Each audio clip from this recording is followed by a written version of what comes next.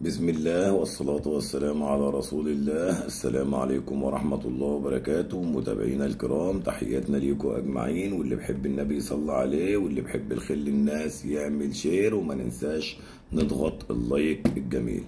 أسعار الدواجن اليوم في مصر والإمارات: انخفاض أسعار الدواجن في الإمارات لتصل الحباية أو الفرخة أو الدجاجة هناك إلى 11 درهم تنفيذات، وكذلك اللحم انخفاض في أسعار اللحم ليصل إلى 9 درهم ونص تنفيذات.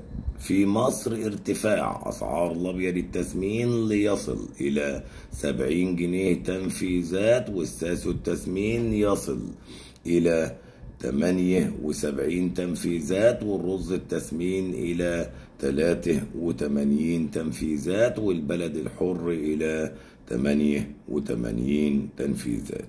أما عن الأمهات فالأمهات 63 وثبات واستقرار في أسعار الأمهات. لو رحنا عند منتجات الأمهات، الكتاكيت الأهالي والشركات، هنلاقيه تنفيذات من 7 ل9 جنيه تنفيذات.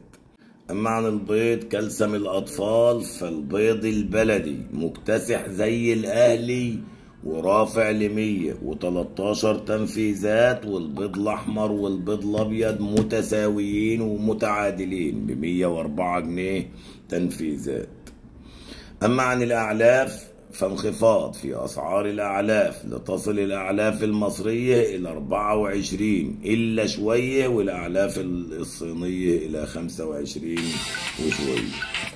اللي بحب النبي يصلى عليه واللي بحب الخير للناس يضغط شير وتابعونا باستمرار، يوصلكوا الأسعار سواء على أرض المزرعة أو للتجار أو للمستهلكين كمان.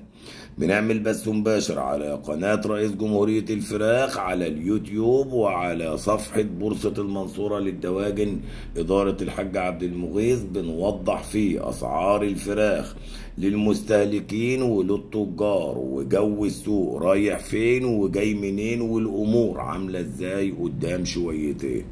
بنحبكم في الله، واللي بحب النبي يصلى عليه واللي بحب الخير للناس يعمل شير، وربنا يبارك للي بيبيع في الوقت الحالي، وربنا يبارك للي بيشتري، وربنا يفتح أبواب الرزق وأبواب الخير لجميع العاملين في مجال صناعة الدواجن أجمعين. نشوفكم من خير لخير، وما ننساش اللايك والشير، والسلام عليكم ورحمة الله وبركاته. الو، ايوه، عليكم السلام ورحمة الله وبركاته.